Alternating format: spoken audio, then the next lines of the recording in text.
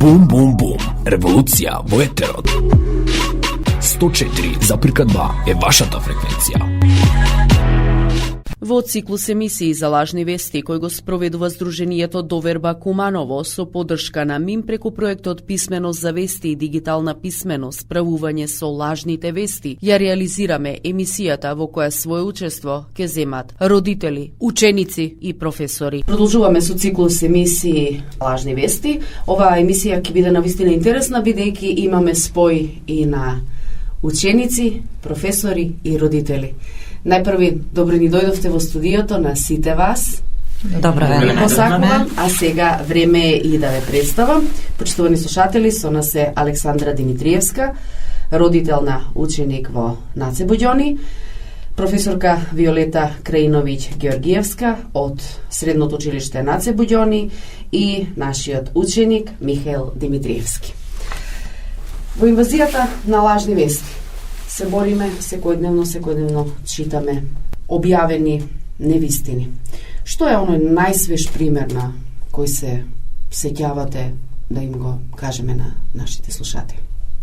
Александра, повелете. Пример за лажна вест сега актуелниот коронавирус, што веќе од Азија и гледаме дека се префрлува и многу има заболени во Европа. Имаше вест дека жител на Штип кој пред некое време се вратил од Кина, бил заболен од коронавирус.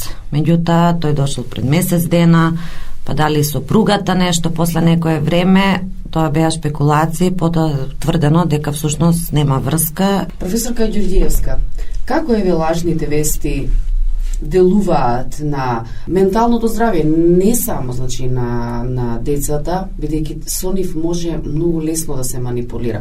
Како тие делуваат и на возрастните, бидејќи нели имаме лица кои што можат да ги препознаат лажните вести. Но има и луѓе кои што веруваат на она што ќе го видат, на она што ќе го прочитаат. Дали е може би недоволна едукација за лажните вести, го земаат нели здраво за готово. Како чувство се буди, еве? За жал, мислам дека има голем број на луѓе кои што веруваат во лажни вести без при тоа да ги проверат фактите, да истражат дали е тоа навистина вистинска вест. Туку се што ќе видат, посебно на социјалните мрежи, се зема здраво за готово и за жал тука на удар се најмногу младите. Меѓутоа, имаме и повозрастни кои што не ги проверуваат информациите, ги земаат како факти, ако не се факти. Мислам дека многу треба да се работи за да се достигне некое ниво на препознавање, генерално кај сите. Меѓутоа, посебно ги потенцираме младите од причина што они се тие кои што најлесно може да подлегнат на некоја таква излажирана приказна. Секако дека се млади, несозријани, немаат самодоверба изградена до некое повисоко ниво и многу лесно предизвикуваат несигурност, страв, паника, многу лесно може да бидат изнесени од некој нормален контекст. Михаил, го слушнавме и родителот, го слушнавме и професорот. Како е од гледна точка на ученик, на тинејџер, кога ќе прочитате една лажна вест, еве за коронавирус, тоа е нели сега актуелно доста и се шири страв и паник. Се плашите ли кога ќе видите таква вест?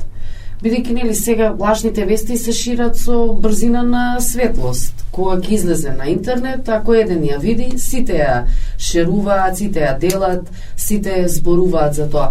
Какво чувство тоа буди кај вас? Не прави ни вознемирувачко чувство, затоа што секако дека ќе поверуваме, бидејќи слушаме повестите дека коронавирусот посебно се шири брзо и лесно се пренесува од еден на друг со кијавица, кашлање. И зачудувачки е фактот тоа што посебно еве во моето одделение доста од нас поверувавме дека во Штип навистина има заболени, тоа што излезе првично лажна вест, бидејќи сметаме дека медиумите за некоја таква работа кога е сериозна работа нема да пренесуваат пренесуваат лажни вести, но пак се губи довербата во медиумите. Вознемирувачки, зачудувачки е фактот како тоа може да се прошири кај нас, да дојде во Македонија, дека и ние можеме да се заразиме, но мислам се што повеќе има такви лажни вести, се помалку ќе им веруваме на медиумите. Ја гледате лажната вест, дискутирате помеѓу себе, нели, млади како млади, деца како деца.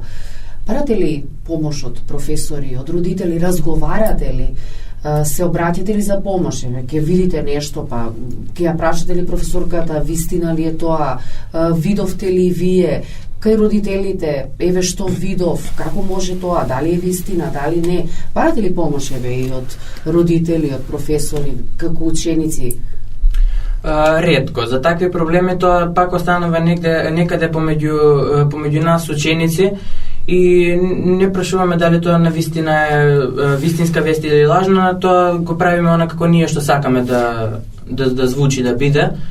И ретко кога побарам, мислам никогаш не бараме и ако можам нешто се надоврзам, баш во ова за младите дали барат помош или не. Мислам дека е тренд доколку некоја вест е посензационална во било кој контекст, дали добар или лош, се стреми на тоа меѓу себе да ја споделуваат, да изгледа тоа се побомбастично, па дури да се додаваат своји некои детали за да изгледа уште посериозно, уште пострашно, уште повознемирувачко и мислам дека и за тоа воопшто не сакаат да разговараат, него воопшто не разговараат, а може да побараат помош и во училиште, и дома, и се. А ако може и да кажам баш и за уште нешто што не е лажна вест, меѓутоа што ептена загрижувачки, за што излезе во последно време на Телеграф јавна соба, каде што мислам дека наивноста на децата, кои што не се ни свесни во што се впуштиле, од радозналост, дали тоа е од некој престиж за да биде виден, изманипулирани на таков грозен начин, потоа несвесни за последици што можат да настанат, а кои се огромни. Исто така, после тоа не бараат, можеби од срам, помош и разговор, него гледаат уште повеќе се затвараат, преовладува на паника, страв да не бидат откриени што ќе кажат родителите. Со тоа директно, баш онака директно, значи влијае на нивното ментално здравје, се јавува анксиозност, се јавува несоница, се јавува загриженост и тоа е еден баш онака круг од кој што многу тешко може да се најде излез.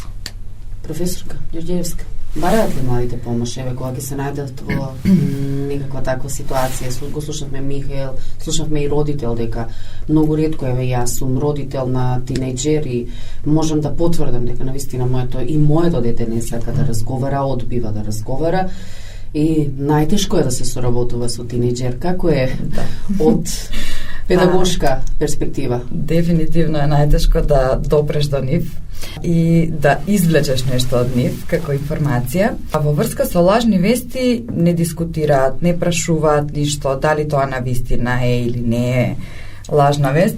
Меѓутоа, кога ќе се најдат во некоја многу потешка ситуација, лично самите знаат да побараат помош, дали да се обратат на класниот, дали да се обратат во служба. Меѓутоа, тоа е некој крајен стадиум кога нема друг излез. Значи, тогаш сме тука ние. За жал, сите се во тој виртуелен свет, сите се нон-стоп онлайн и податокот што можев да го добием од деца дека по 8 часа дневно се на телефон, на Facebook, Instagram, социјалните мрежи не истражуваат за во училиште сигурно. Мене ме фрапираше тој податок, од причина што тие деца тоа е многу време за некој тинејџер од 15, 16, 17 години. Што прави 8 сати на социјални мрежи? Гледа секакви постови, гледа секакви лажни вести, чита секакви глупости, гледа слики кои што се далеко од реалност, монтирани слики. Значи, они не го живеат животот како што треба да го живеат. Они живеат во некој виртуелен свет на телефон. И за жал, мислам дека тоа многу влијае на нив, се разбира, многу негативно влијае на самите деца, кои што не се изградени како личности се уште, гледаат некои фамозни намонтирани слики и доаѓаме до тука што они да направат за да бидат забележани. Мислам дека од тоа да бидат приметени од некого, можат да наседнат на некои такви ситуации како што беше јавната соба. За жал, тоа е страшно што ни се случува со младите денес. Мислам дека наместо да бидат на телефон треба да излезат надвор и да го живеат животот. Меѓутоа, тоа не се случува и да отидат некаде. Значи, они нема да уживаат во тоа каде што се, туку ќе сликаат, за да стават слика на Инстаграм да бидат видени. Ништо не прават за себе, прават се само да бидат видени. Михаил, колку време поминувате вие на интернет, на телефон, да кажеме, на социјалните мрежи? Лично за мене зборувам, не многу, не до толку до 8 часа дневно, но поголемиот дел од денот и јас го поминувам. Можам да кажам дека не го поминувам целото време на Инстаграм и на Фејсбук, него читам и од некоја, бидејќи сум ученик на медицина, читам и медицински истражувања и нешто поврзано со медицината, но тоа е вистина. 8 часа минимално имам и јас со ученици што го поминуваат денот на социјалните мрежи. Да, не само децата. Каде и да отидеме, каде да се погледнат, значи дали во кафе, дали во ресторан, дали во парк, дали каде и да е, и возрастните, значи не можеш да видиш некој да седи да прави муабет. Тоа е сите се над телефон. Жалосно е што сега посебно децата, младите, немаат она конверзација, речникот, вокабуларот, не може реченица да се спои, затоа што воопшто нема конверзација, нели јазикот се учи, можеш да научиш, меѓутоа со конверзација се усовршува. Жалосно е што посебно уште од многу мали, баш од овие паметни телефони и гледање, поминување на многу долго време, имаше некои предавања и каде што уште од бебиња тврдено е статистички дека најмалку 2 часа на бебиња им се пушта дали музика или кога малку ќе пораснат цртани YouTube, да, и децата, нели, ние родители се дичиме, зборува англиски, меѓутоа зборува тоа, децата се како сунгери, многу брзо учат, меѓутоа кога ќе се соочи со реалноста, кога ќе тргне во прво оделение, дали во градинка не знае да зборува македонски. И тука се јавува многу голем проблем. Значи, прво децата, тоа е вина на родителите. Да, и стануваат и зависни што зависни, да, али и родителите и возрастните, зашто и сега не можеме само децата да ги окривуваме и младите, затоа што и ние возрастните многу голем дел од денот го поминуваме пред со мобилни телефони. Да се навратиме на оној проблем кој што се јави, кој што за среќа беше и разрешен, но се поставува прашањето дали има нова јавна соба и кој се ќе биде жртва во таа јавна соба. Беше страшно да се слушне што се има во таа јавна соба и кој се е дел од таа јавна соба. Членови ли сте на такви мистериозни, да ги наречеме, групи? Михаил, повели. Лично не сакам да бидам дел од нешто такво, бидејќи учениците ме интересира дали твоите другари, твоите врсници. Лично немам запознаено некој што е член на некоја таква група, не мора да е посебно јавна соба или било која затворена група каде се споделуваат експлицитни фотографии. Мене ме фрапираше податокот тоа што кои се членови на групата, дека тоа се и познати личности и газди на кафулиња, познати политичари и сето тоа, и како тоа може да манипулираат со сега намета беа девојчињата со малолетни девојчиња, бидејќи имало и такви, да објавуваат, монтираат нивни фотографии, да ги објавуваат како такви. Тоа се сепак нарушување на некоја приватност, посебно тоа што се малолетни, тие го немаат тоа право да споделуваат нешто што е нивно. Прочитав дека, сега не знам колку е точно, дека фотографиите биле земани од други портали, биле монтирани со нивни фаци, нивното лице, за да изгледаат како нив, пошто следува интервју со 2 девојки кои не знаат како тие всушност се нашле на тоа, не биле воопшто инволвирани во тоа. Така што мислам дека станува збор за некое да се крене во внимание на ова, а да се отстрани од некој посериозен проблем што владее во државата. Ние родителите секако дека бевме испаничени и имаше страв кај нас. Како е од повторно ќе кажам, од педагошка гледна точка, разговаравте ли со учениците да внимаваат каде ќе се зачленат, во која група ќе влезат, на какви социјални мрежи ќе бидат членови, за да нели се избегне она најлошото и да не се најдат можеби нивни фотографии или било што, некоја преписка, можеби некоја порака. Сето тоа може ментално нели да влие и да го сруши достоинството на една личност. Секоја прилика, секој слободно време, сакам да разговарам со моите ученици за вакви општи теми кои што ги засегаат баш нив. Секој можен момент дискутираме за нешто што нив ги интересира. Сакам теми кои што они сакаат да ги наметнат и да дискутираме за тоа. Од проста причина што гледам дека немаат многу комуникација со родителите дома. Значи не сакаат да разговараат. Ако имаат некој проблем, они нема да го споделат дома. Затоа што родителите ќе ги караат. Знаеме каква ќе биде нивната реакција. Е одговор на учениците. Од таа причина не им кажуваме ништо. Значи, затоа го користам секој можен момент за да поразговарам дали за насилство, дали за семејно насилство, психичко малтретирање. Значи, сите тие теми кои што може би утре ќе им бидат од полза и ќе им се најдат како информации. Сакам да им бидам подршка за се нешто што им треба. Верите дека нели знаат каква ќе биде реакцијата на родителите, затоа и не сака да зборуваат со родителите. Да. И ако имаат некој проблем, обично го споделуваат со другари, некој што е на нивна возраст.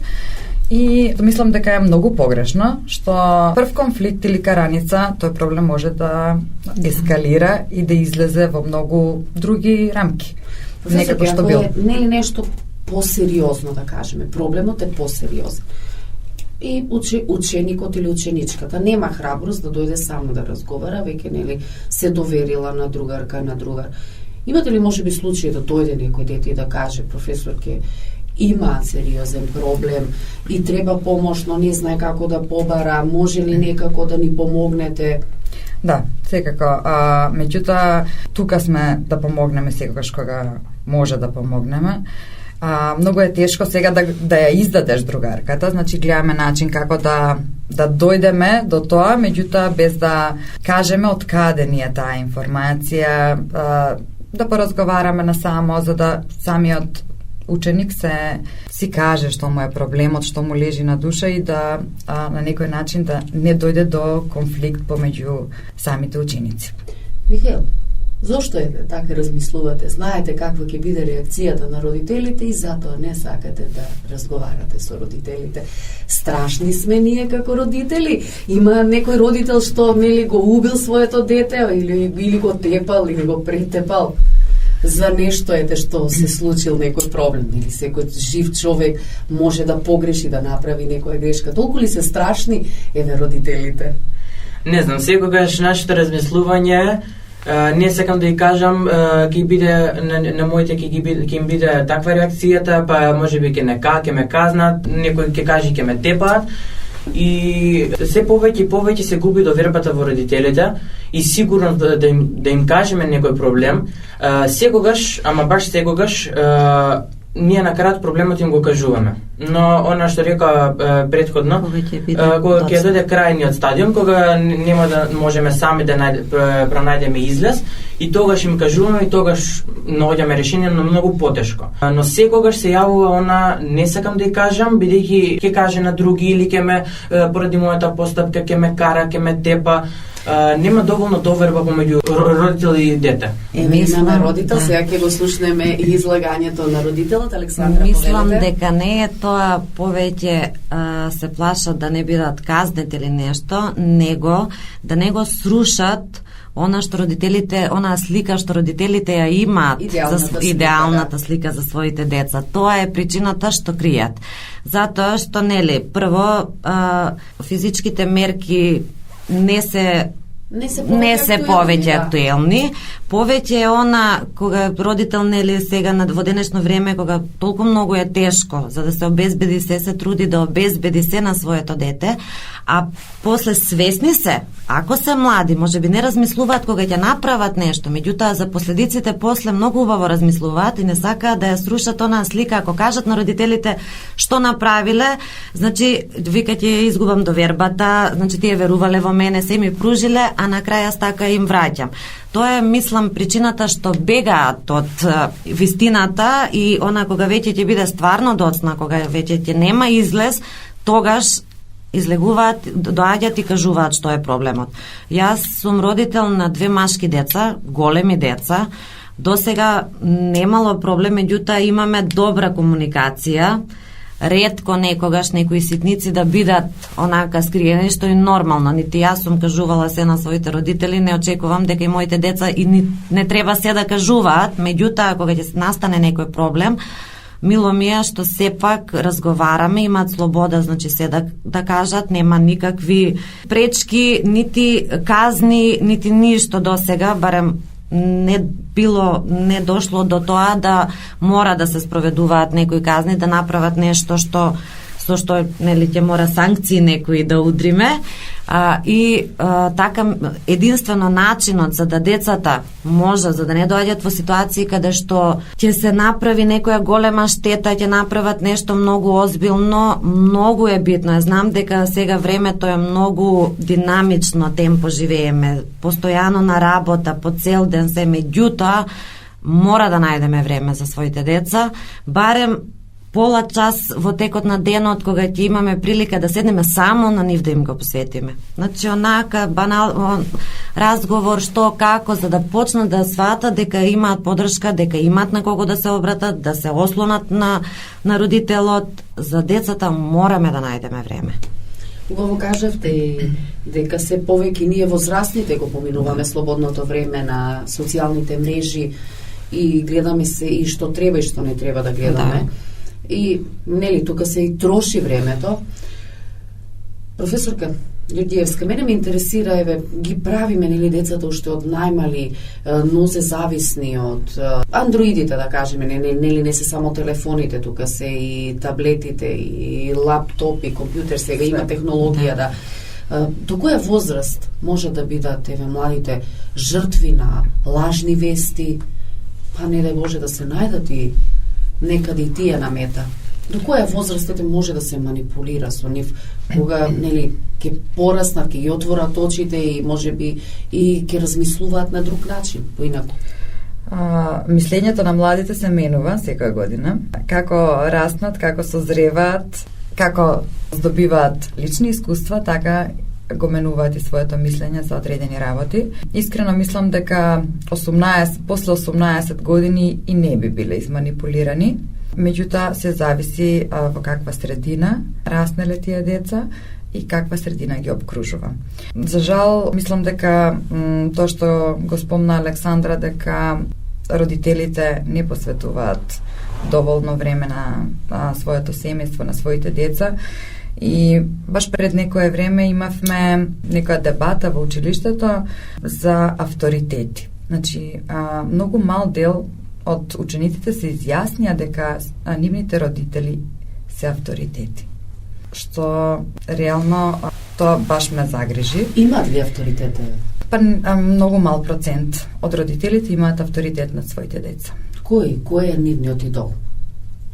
Нели авторитет е и родител, но од помалите деца сите не гледаат нас, родителите. Кога ќе пораснам, сакам да бидам како мајка ми или сакам да бидам како татко ми. Да, меѓутоа како е сега? Сега баш и не е таква ситуацијата. Сега се гледа низ призма на финансии, се гледа низ призма на пари и сега сакаме да бидеме богати, сакаме да возиме джип, сакаме да бидеме како тие што имаат многу пари. За жал, не се авторитети родителите па и ние професорите не сме им авторитети. Мислам дека сето тоа потекнува од тоа, од брзиот начин на живот, од немање време и не треба да се оди со казни на децата, туку треба да се седне да се поразговара со нив и да им се посвети внимание. Мислам дека највеќе им треба внимание на тие деца. некој да ги сослуша, некој да поразговара со нив отворено на сите теми, за да не се чувствуваат они така дека не смеат нешто да кажат дома, да видат дека имаат поддршка од некого, дека најблиските ги сакат и ги поддржуваат. Мислам дека фали љубов. Може ли да кажем еден личен пример, да не изгледа онака клише некоја, ама пред некое време поголемиот син ми ма кажа, но мама, вика, знаеш ли што, кога ќе бидам најсреќен и исполнет? Викам, кога? Кога ќе бидам, вика, кога нели ќе си створам фамилија и ако успеам да бидам родител, како што сте биле вие, тогаш, вика, ќе бидам најсреќен. По тоа гледам дека сепак можеби и моите деца грешат, и тоа многу, и грешки прават и се, меѓутоа како родители сме постигнале нешто штом децата гледаат како и сакаат да бидат како нас. И тоа ми е едно најголемо успех, да, кога децата, значи, се поистоветуваат и сакаат да бидат родители, пошто гледат како ние се однесуваме и гледа дека тоа е добро, дека нормално имаме една нормална комуникација, нормално. Најголем успех ми е тоа. Михаил, ги слушнавме, еве, и од родителска гледна точка, од професорска гледна точка, еве како е од ваша гледна точка. Може би имате нешто да, некоја забелешка од она што го изложија и професорка Ѓорѓиевска и господја Александра? Треба ли да имаат родители поголема комуникација со децата? Како да се избегне да не се биде цел на некоја лажна вест, на некоја вест што, нели, може да предизвика огромни последици? Тоа апсолутно. Треба се позачестена комуникација помеѓу родители и деца, бидејќи поголем дел од децата во денешно време се изолирани од родителите, нема доволна комуникација, се што се случува помеѓу друштвото. Најдобрите совети го дава друштвото, што всушност не е така, но тука се јавува и проблем што тоа ни родителите не се заинтересирани да имаат поголема комуникација, или тие се заинтересирани, но не успеваат, не наоѓаат начин како да, да кажам, да не прашаат, да седнеме да поразговараме, или немаат време и воопшто не се заинтересирани за тоа да правиме муабет, да кажеме што не мачи, кои не се проблемите, нешто што убаво ни се случило во изминатиот период. Че не е само кога ќе се случи нешто и кога детето ќе има проблем, тогаш да каже. Значи, во секојдневниот живот, секој дневно, ако има комуникација меѓу родители и деца, ако се посвети време на дете, банално, дали ќе е шала, дали нешто заедно, филм гледање, дали се добива довербата на детето со родителот и полека доаѓа до тоа да кога ќе се јави проблем, детето да може слободно да се отвори да каже. Не можеме да очекуваме, нели, ако немаме близина, сега ако него детето недела дена ние не се ни видуваме или само добро утро, добар ден и толку, да се надеваме дека кога ќе се јави некој проблем, тоа трчејќи ќе дојде и ќе каже мамо или тато, тоа бидна, тоа се случи. Значи тоа иде спонтано, секојдневно со стварање на комуникација, близина и многу лесно после не ни треба да излечуваме од децата, ние да бараме дали нешто има проблем, самите ќе си кажат. Но што правиме со децата што не сака да разговара? Дете ќе се затвори во соба, ќе се повлече само и не сака да разговара со никој. Што правиме со таквите примери, професор, како велете?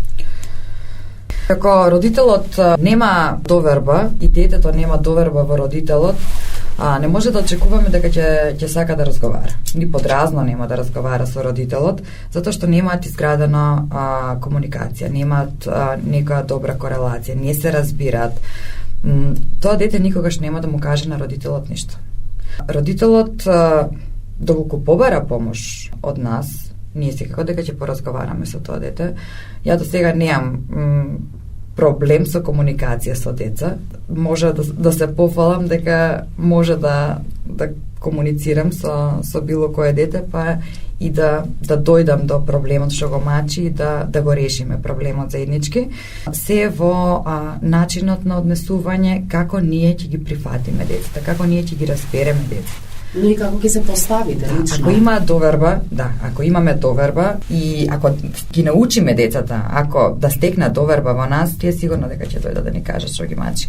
Од друга страна, ако ја можам за 45 минути да предадам лекција, да ја повторам предходната и да видам 35 деца како се однесуваат и да приметам дека од тие 35 на едно дете нешто не му штима во животот, предпоставувам дека тоа родителот треба пред мене да го примети, а не прво ја како професор што го гледам тоа дете 2 пати во недела. Повторно се навраќаме на таа комуникација. Ние како педагози, како просветни работници ги гледаме децата, ги приметуваме разликите на однесување кои што биле предходно и секако дека првин ќе го викнам родителот за да поразговарам дали родителот знае што се случува со неговото дете, од причина што гледам дека нешто се случува. Меѓутоа кога ќе најдам на одговор дека родителот не приметил никаква разлика, ми станува јасно каква е ситуацијата по дома и тогаш седнувам ја да разговарам со ученикот. Има ситуација, пошто јас како родител, дали на родителски состаноци, совет на родители, каде да е во друштво, значи не можам да сватам кога родителите ќе кажат дека децата идат во училиште и таму треба да се воспитуваат, надвор, ако се случи нешто, значи треба полиција да реагира. Значи први ние како родители, ако од дома не преземеме, не ги воспитаме децата, не посветиме, не ги научиме што е добро, а што лошо, не знам како некој може да очекува, значи во училиште се 5-6 часа. До четврто деление, пето нели учителка, потоа разни професори. Значи не можеме да очекуваме некој тој дел воспитува, да го доградува, меѓутоа домашното воспитување, оние вредности што треба да се научат од кога ќе се роди детето, мора. Жалосно е што насекаде слушам, значи што го прати во училиште и таму нека водат ред, нека воспитуваат. Значи не може. Ние како родители треба дома првин да си ги децата воспитуваме, во училиште само тоа да го надоградуваат. Друга страна, што се однесува до родители, значи исто, кога ќе каже јас зошто не ми се доверува, зошто не сме блиски, кога јас се поставувам како другар со нив. Значи детето првин мора да знае. Да, јас во некои ситуации како другар, ама мора да се знае релација родител-дете.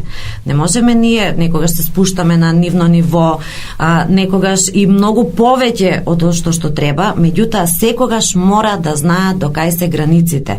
Родител, дете, ученик, професор, воспитувач, наставник, било како. Значи, мора да ги знаат какви се границите и кое, затоа немаат авторитет.